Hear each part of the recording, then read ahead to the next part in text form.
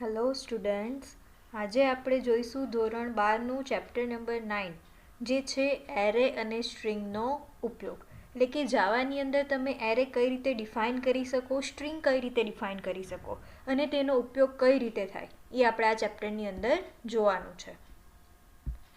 તો જોઈએ તો સૌથી પહેલાં તો એ જોઈએ કે જાવાની અંદર એરે અને સ્ટ્રિંગ શેના માટે વપરાય છે. તો જાવામાં મૂળભૂત ડેટા ટાઈપ ધરાવતા ચલ એટલે કે વેરિયેબલમાં એક સમયે ફક્ત એક જ કિંમત રાખી શકાય છે. તો આવા ચલને કેવા ચલ કહેવામાં આવે છે? અદિશ ચલ અથવા તો સ્કેલર વેરિયેબલ કહેવામાં આવે છે. જે અત્યાર સુધી આપણે સિમ્પલ બધા વેરિયેબલ્સ જોયા છે એની અંદર આપને ખબર છે કે તમે એક સમયે તેની અંદર એક જ કિંમતને સ્ટોર કરી શકો છો. તો બધા જ વેરિયેબલને શું કહેવાય છે? અદિશ ચલ અથવા તો સ્કેલર વેરિયેબલ કહેવાય છે.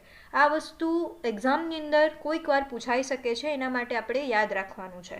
ચલો નેક્સ્ટ, એ જ રીતે જાવામાં કેટલાક સંયોજિત કે કમ્પોઝાઇટ ડેટા પ્રકારો પણ ધરાવે છે જેનો ઉપયોગ એક કરતાં વધારે ડેટા કિંમતોના સમૂહનો સંગ્રહ કરવા માટે થાય છે. એટલે કે જાવાની અંદર એવું પણ વેરિયેબલ્સ છે કે જેની અંદર તમે એક કરતાં વધારે કિંમતો સ્ટોર કરી શકો છો.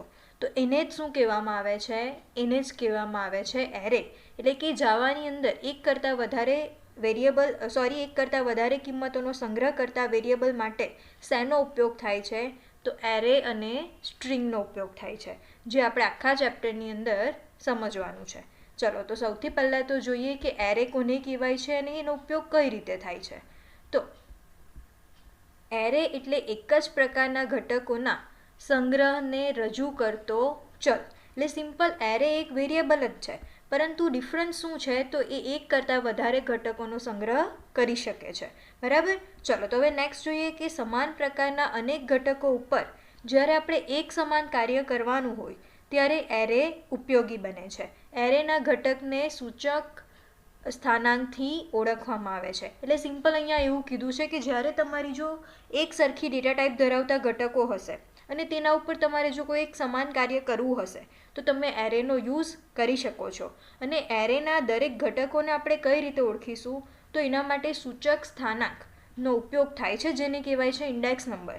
બરાબર. એટલે કે એરેના કોઈ પણ ઘટકોને પર્ટિક્યુલર અલગ અલગ ઓળખવા માટે આપણે એરેનો ઇન્ડેક્સનો યુઝ કરી શકીએ છીએ.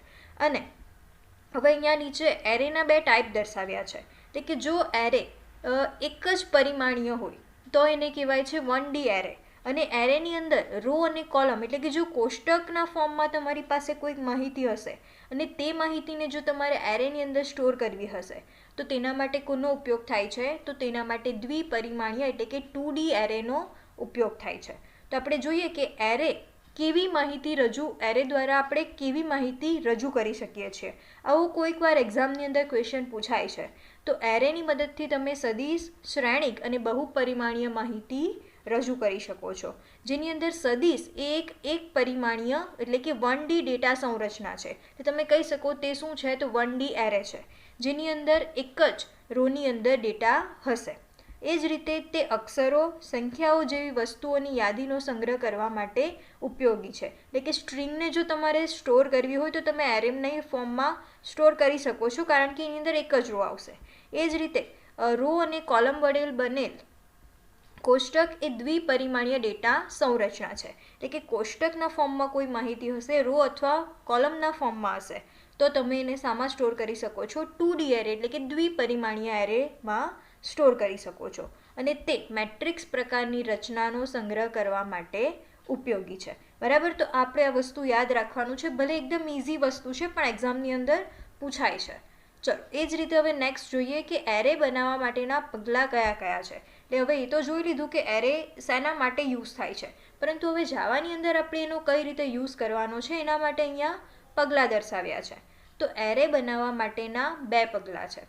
પહેલું તો છે એની અંદર કે એરે ઓબ્જેક્ટને ઘોષિત કરવો, એટલે કે એરે ઓબ્જેક્ટ જે આપણે યુઝ કરવાના છે તેને ડિક્લેર કરવાનો છે. અને ત્યારબાદ નેક્સ્ટ આપણે શું કરવાનું છે? એરે ઓબ્જેક્ટની રચના કરવાની છે. જે રીતે આપણે સિમ્પલ ક્લાસ માટેના ઓબ્જેક્ટ બનાવતા હતા ત્યારે પણ જોયું હતું કે સૌથી પહેલાં આપણે એરેને ડિક્લેર કરતા હતા અને ત્યારબાદ એરેની રચના કરતા હતા. ઓબ્જેક્ટની રચના કરતા હતા. તે જ રીતે અહીંયા આપણે એરેના ઓબ્જેક્ટ માટે પહેલાં ડિક્લેરેશન કરવાનું છે અને ત્યારબાદ રચના કરવાની છે, ક્રિએટ કરવાનો છે. હવે એ જ રીતે આ જે એરેના બનાવવાના બે પગલાં છે એમાંથી પણ જે એરેની રચના કરવાના પગલાં છે એની અંદર ફરી પાછી બે રીત છે. કઈ કઈ બે રીત છે? તો પહેલી રીત એટલે કે તમે ન્યૂ પ્રક્રિયક વાપરીને અને તેનું કદ જણાવીને પણ એરે રચી શકો છો, બનાવી શકો છો. અથવા તો જો તમારે એવું ના કરવું હોય તો તમે એરેના ઘટકોને પ્રારંભિક કિંમત આપી દેશો તો ઓટોમેટિક જ તમારા એરેનું કદ એ પ્રારંભિક કિંમતો તમે જેટલી આપી હશે તેટલી તમારા કદનું એરે બની જશે, તેટલા કદના એરેનો ઓબ્જેક્ટ બની જશે. બરાબર? એટલે બંને રીતે તમે એરેને બનાવી શકો છો, ક્રિએટ કરી શકો છો. અને એરે માટેની એક બીજી પણ ડેફિનેશન એક્ઝામમાં પૂછાઈ શકે છે કે જાવામાં વસ્તુઓની યાદીનું સંચાલન કરવા માટે વપરાતો ઓબ્જેક્ટ એટલે શું? બરાબર? તો એટલે જ થાય છે એરે. બીજું કંઈ નથી, અહીંયા વાક્ય રચનાને ચેન્જ કરી દીધી છે. તો બની શકે કે કોઈક વાર આપણે એની અંદર અટવાઈ પણ જઈએ, એના માટે અહીંયા એડ કરી જ દીધું છે. ચલો, તો હવે આપણે આ પણ જોઈ લીધું કે એરેનો ઓબ્જેક્ટ બનાવવા માટેના બે પગલાં છે. પહેલાં તો ડિક્લેરેશન કરવાનું છે, ત્યારબાદ રચના કરવાની છે. અને તમે રચનાની અંદર પણ બે રીત યુઝ કરી શકો છો, ન્યૂ કીવર્ડ વાપરીને અથવા તો પ્રારંભિક ઘટકોની કિંમત આપીને. બરાબર? તો હવે આપણે આ જ વસ્તુને પ્રેક્ટિકલી જોઈએ કે એના માટેની જાવાની અંદર સિન્ટેક્સ કઈ છે. બરાબર? તો હવે આપણે બંને એરે માટેની સિન્ટેક્સ થોડી અલગ હશે, એટલે બંને એરે આપણે અલગ અલગ જ જોઈએ. તો સૌથી પહેલાં તો આપણે જોઈએ એક પરિમાણીય એરે, એટલે કે એક પરિમાણીય એરે 1D એરે. એની અંદર તમે કઈ રીતે તમારા ઇન્ડેક્સનો યુઝ કરી શકો છો અને કઈ રીતે આપણે આ એરેની યુઝ કરવાનો છે જાવામાં તે જોવાનું છે. તો એના માટે સૌથી પહેલાં તો એક પરિમાણીય એરેને તમે બીજા કયા નામે ઓળખી શકો? તો 1D એરે તરીકે ઓળખાય છે. ઉદાહરણ તરીકે સદિશ, કે જેને એક અથવા વધારે અદિશ ચલના સમૂહ તરીકે ગણી શકાય છે. હવે વિચારો કે તમારે માર્ક 1, માર્ક 2, માર્ક 3, માર્ક 4 અને માર્ક 5ના સ્થાને એરેની અંદર તમે શું લખી શકો છો? તો ડિરેક્ટલી માર્ક 5 નામનો એરે બનાવી શકો છો. એટલે જો તમારે 5 માર્ક સ્ટોર કરવા હોય, 5 સબ્જેક્ટના માર્ક સ્ટોર કરવા હોય તો એના માટે તમને 5 વેરિયેબલની જરૂરત પડશે. બરાબર? પણ આ જ વસ્તુ તમે શાનાથી કરી શકો છો? એરેના એક જ વેરિયેબલની મદદથી તમે આ 5 વસ્તુને સ્ટોર કરાવી શકો છો. હવે જો તમે આ રીતે કોઈક એરેને ડિક્લેર કર્યો હશે, હવે અહીંયા એક વસ્તુ ખાસ યાદ રાખજો કે અહીંયા જે મોટો બ્રેકેટ છે તે શું ઇન્ડિકેટ કરે છે? એરે ઇન્ડિકેટ કરે છે. એટલે કે એરેનો સિમ્બોલ છે મોટો, તમે જે બોલો છો બ્રેકેટ એ. બરાબર? અને એની અંદર જે પણ આંકડો લખ્યો હશે તે શું ડિફાઇન કરે છે? એરેની લેન્થ ડિફાઇન કરે છે, એટલે કે એની લંબાઈ ડિફાઇન કરે છે. અહીંયા 5 લખ્યું છે એટલે તમે આ એરેમાં 5 ઘટકોને સ્ટોર કરી શકો છો. હવે આ 5 ઘટકો છે તેને તમે અલગ અલગ રીતે કઈ રીતે ઓળખશો? તેના માટે આપણે આગળ જ વાત કરી છે કે એના માટે સૂચક સ્થાનાંક ઇન્ડેક્સ નંબરનો ઉપયોગ થાય છે. તો હંમેશા એટલું યાદ રાખજો કે એરેનો ઇન્ડેક્સ ક્યાંથી સ્ટાર્ટ થાય છે? 0થી સ્ટાર્ટ થાય છે.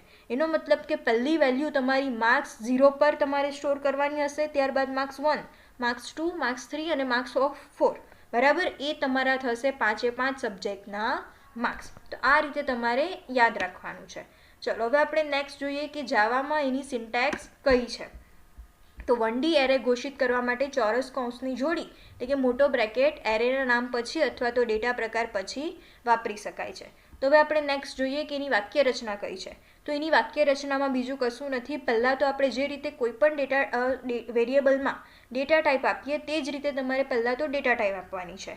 ત્યારબાદ આવશે એરેનું નામ અને ત્યારબાદ આવશે ચોરસ કૌંસની જોડી, એટલે કે બ્રેકેટ સ્ટાર્ટ અને બ્રેકેટ ઓવર. ત્યારબાદ નેક્સ્ટ શું આવશે? સેમિકોલન. અથવા તો તમે બીજી પણ એરેને ઘોષિત કરવા માટેની વાક્ય રચના યુઝ કરી શકો છો. એની અંદર જે તમે બ્રેકેટ લખો છો એ તમે એરેના નામની પહેલાં પણ વાપરી શકો છો. આ બંને વાક્ય રચના સાચી જ છે. જો હવે એ જ રીતે અહીંયા મેં એક એક્ઝામ્પલ આપ્યું છે. તો સૌથી પહેલાં તો એરેને ડિક્લેર કરવા માટે ડેટા ટાઈપ યુઝ કરી છે ઇન્ટીજર, ત્યારબાદ માર્ક્સ એ એરેનું નામ છે અને ત્યારબાદ બ્રેકેટ સ્ટાર્ટ બ્રેકેટ ઓવર એ શું થશે? તો આપણો એરેનો સિમ્બોલ થશે. અને આ જ વસ્તુને આપણે બીજી પણ રીતે કરી શકીએ. કઈ રીતે? તો આ બ્રેકેટને તમે નામની પહેલાં પણ યુઝ કરી શકો છો. એ બંને વસ્તુ વેલિડ જ છે. ચલો, તો આપણે ડિક્લેર તો કરી દીધો એરે. હવે આપણે શું કરવાનું છે? તો એરેને બનાવવાનો છે. તો એરેને ક્રિએટ કરવા માટે શેનો યુઝ થાય? તો બે રીત એમાં પણ વપરાય છે. એક તો ન્યૂ કીવર્ડનો યુઝ કરીને અને ત્યારબાદ બીજી રીત છે પ્રારંભિક કિંમતો આપીને.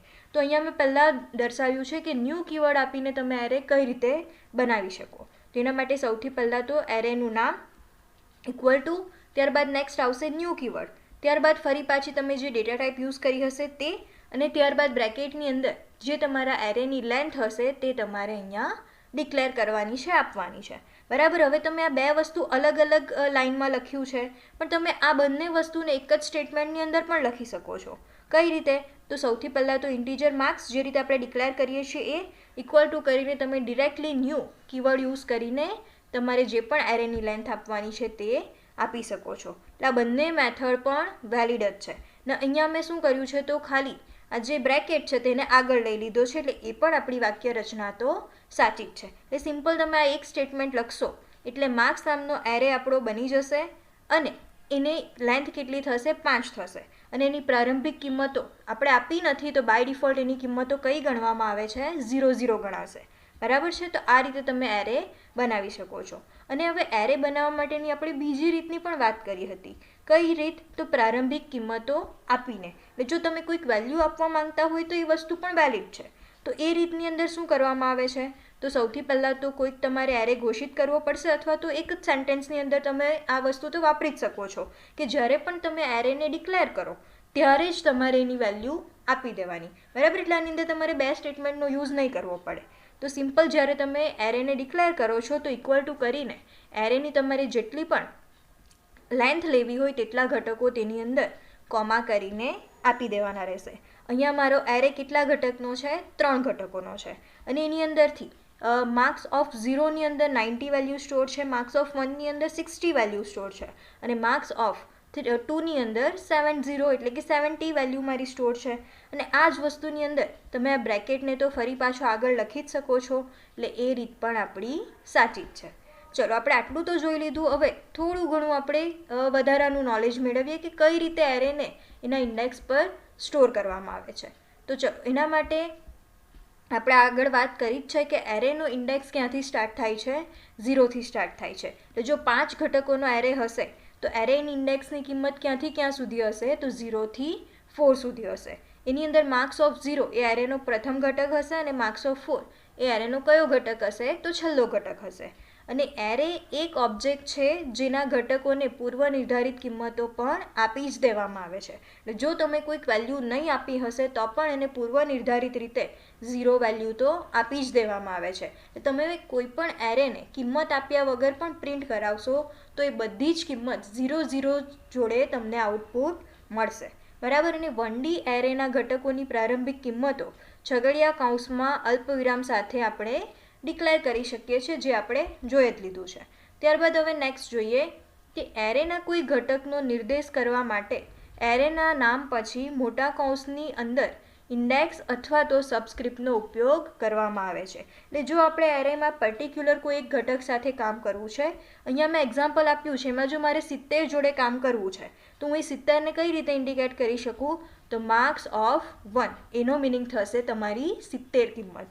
બરાબર. એટલે આ રીતે તમે કરી શકો છો. નેક્સ્ટ, એરેમાં ઘટકનું સ્થાન દર્શાવવા માટે ઇન્ડેક્સ કે સબસ્ક્રિપ્ટનો ઉપયોગ કરવામાં આવે છે, જે આપણે આગળ પણ જોયું છે.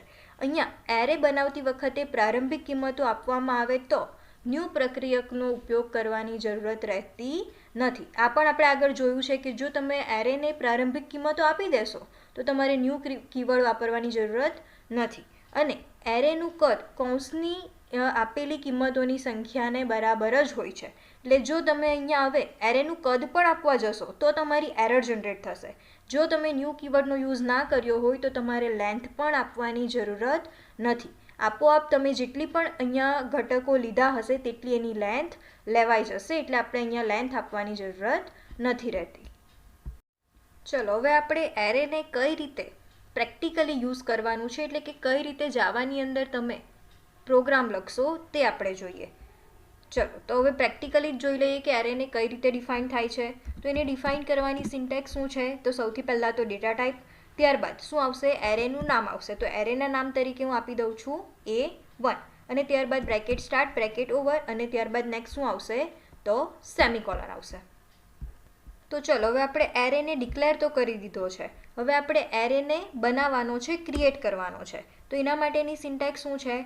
તો એરેનું નામ A1 equal to new keyword, ત્યારબાદ જે ડેટા ટાઈપ હશે તે ઇન્ટીજર, પછી ઇન્ટુ બ્રેકેટ તમારે શું લખવાની છે? તો એરેની લેન્થ આપી દેવાની છે. તો હાલમાં હું લઉં છું 5 નંબરનો એરે, 5 ઘટકોનો એરે. બરાબર. ચલો આપણે એરે તો બનાવી દીધો છે. હવે આ જ વસ્તુ આપણે એક જ સ્ટેટમેન્ટની અંદર પણ કરી શકીએ છીએ. એના માટેની રીત કઈ છે તો આપણે જોઈ જ છે. A1 સૌથી પહેલાં તો કોઈ પણ તમારી ડેટા ટાઈપ, ત્યારબાદ એરેનું નામ, ત્યારબાદ બ્રેકેટ સ્ટાર્ટ બ્રેકેટ ઓવર, ત્યારબાદ તમે કરી શકો છો ઇક્વલ ટુ ન્યૂ કીવર્ડ, ત્યારબાદ ઇન્ટીજર, ત્યારબાદ બ્રેકેટ સ્ટાર્ટ બ્રેકેટ ઓવર અને એની અંદર આવશે તમારી લેન્થ. એટલે કાં તો તમારે આ બે સ્ટેટમેન્ટ યુઝ કરવાના છે, કાં તો આ એક જ સ્ટેટમેન્ટની અંદર તમે આ બંને વસ્તુ કરી શકો છો. તો હાલમાં હું આ બેમાંથી એકને કોમેન્ટ આપી દઉં છું. તો હાલમાં આટલું જ રાખું છું.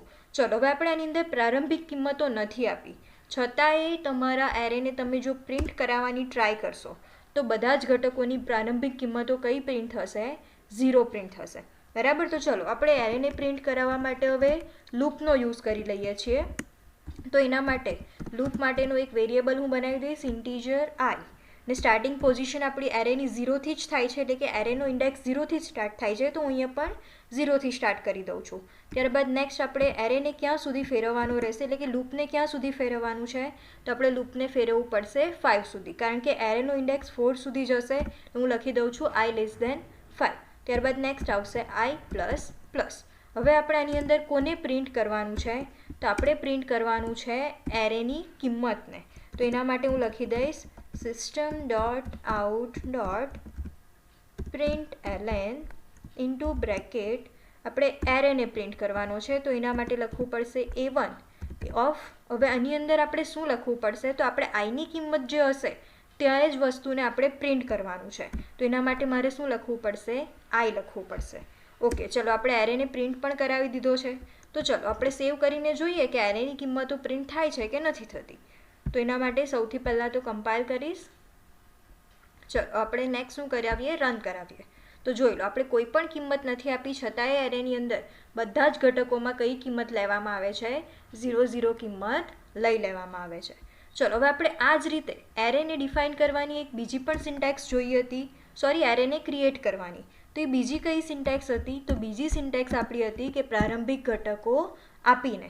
બરાબર. પ્રારંભિક ઘટકોની હવે આપણે વેલ્યુ આપીને પણ એરેનો યુઝ કરી દઈએ એટલે આપણને એ પણ આઈડિયા આવી જાય. તો એની અંદર આપણે શું કરવાની છે તો એરેની કિંમત પહેલેથી જ આપી દેવાની છે.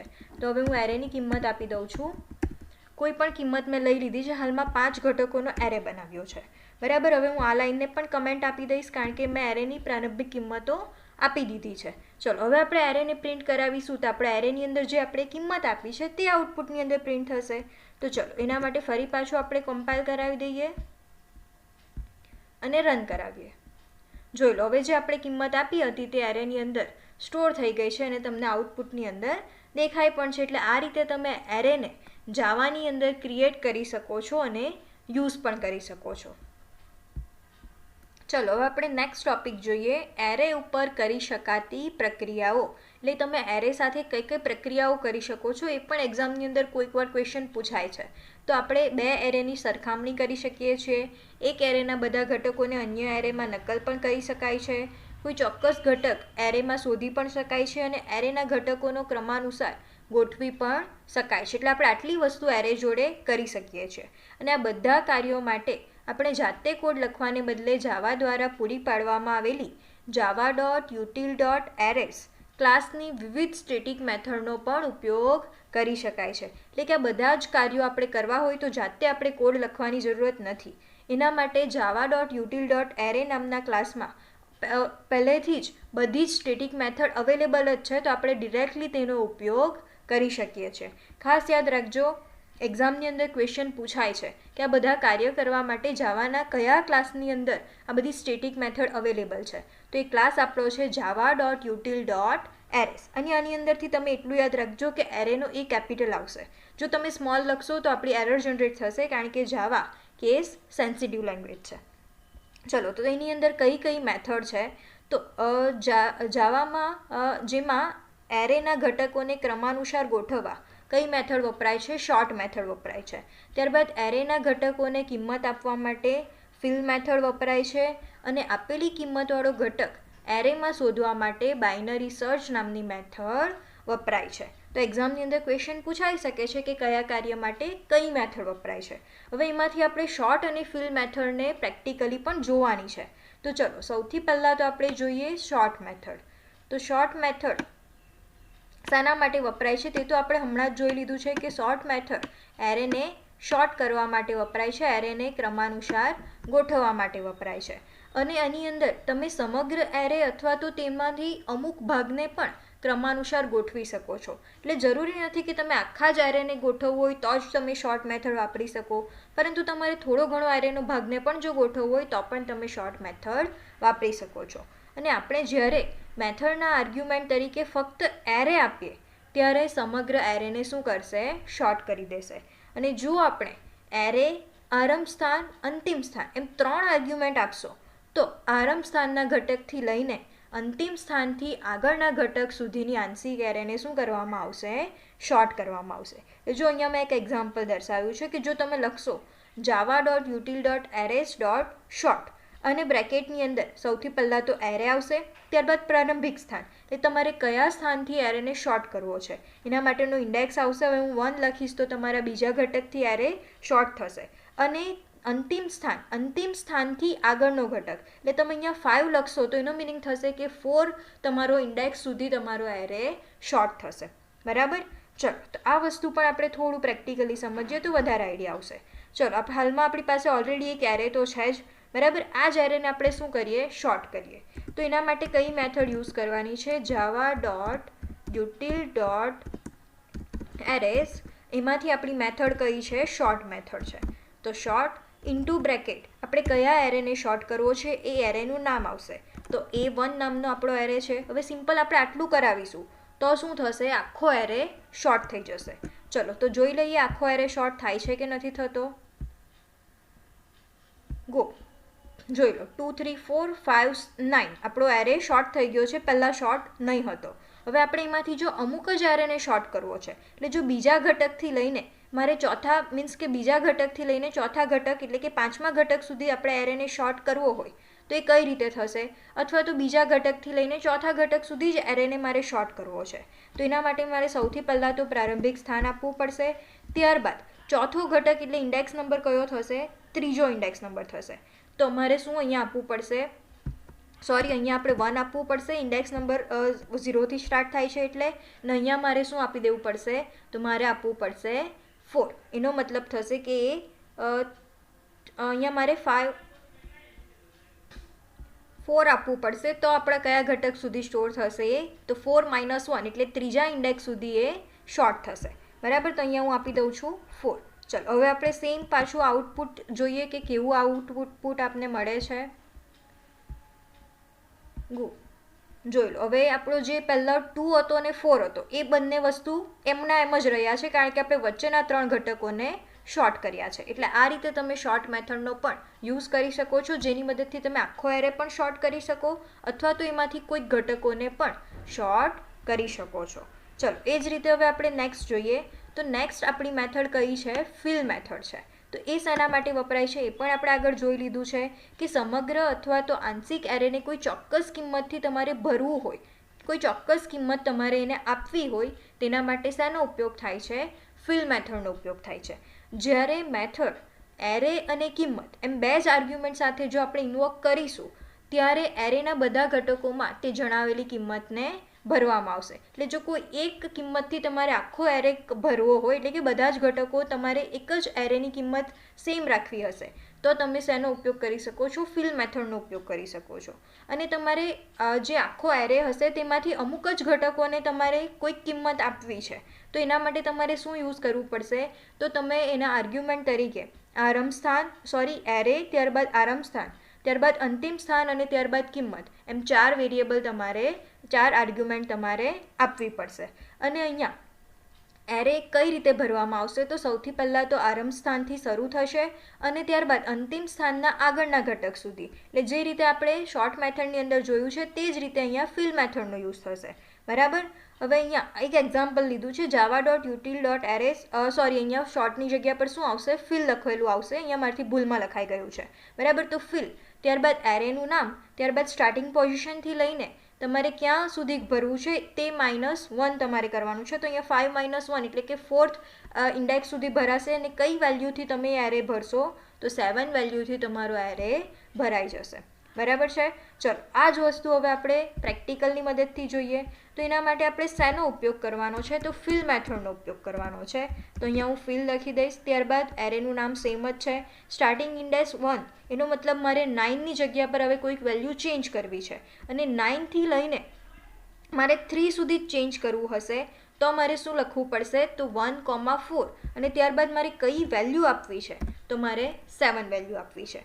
અથવા તો જો તમારે આખો જ એરેને ફિલ કરવો હોય તો તમારે શું કરવાનું છે? તો સિમ્પલી તમારે A1,7 જ લખવાનું રહેશે. બરાબર. ચલો તો આપણે પહેલાં આટલું રન કરાવીને જોઈએ કે વ્યવસ્થિત રીતે થાય છે કે નથી થતું. ગો. ઓકે, જોઈ લો વચ્ચેના 3 ઘટકો હવે કયા થઈ ગયા છે? આપણા 7, 7, 7 થઈ ગયા છે. એનો મતલબ કે આ 3 ઘટકોની કિંમત આપણે શાનાથી ફિલ કરી દીધી છે? ફિલ મેથડથી ફિલ કરી છે. હવે જો તમારે આખો જ એરે ફિલ કરવો હોય તો કઈ રીતે થશે? તો એના માટે તમારે આ વધારાના 2 ઘટકો આપવાની જરૂરત નથી. તમે સિમ્પલી એરેનું નામ અને કિંમત આપશો તો આખો તમારો એરે એ કયા ઘટકોથી ભરાઈ જશે? તમે જે અહીંયા વેલ્યુ આપી હશે તેનાથી ભરાઈ જશે. ચલો તો એ પણ આપણે કરીને જોઈ જ લઈએ. કમ્પાઇલ અને ત્યારબાદ ગો. જોઈ લો હવે આપણો એરેના બધા જ ઘટકો આપણે માં કઈ કિંમત એપ્લાય કરી દીધી છે? 7, 7, 7. બરાબર છે. તો આ રીતે તમે ફિલ મેથડ પણ વાપરી શકો છો. તો ચલો હવે આપણે 2D એરે અને સ્ટ્રિંગ આ બે વસ્તુ નેક્સ્ટ વિડીયોની અંદર જોઈશું. ત્યાં સુધી ગુડ બાય.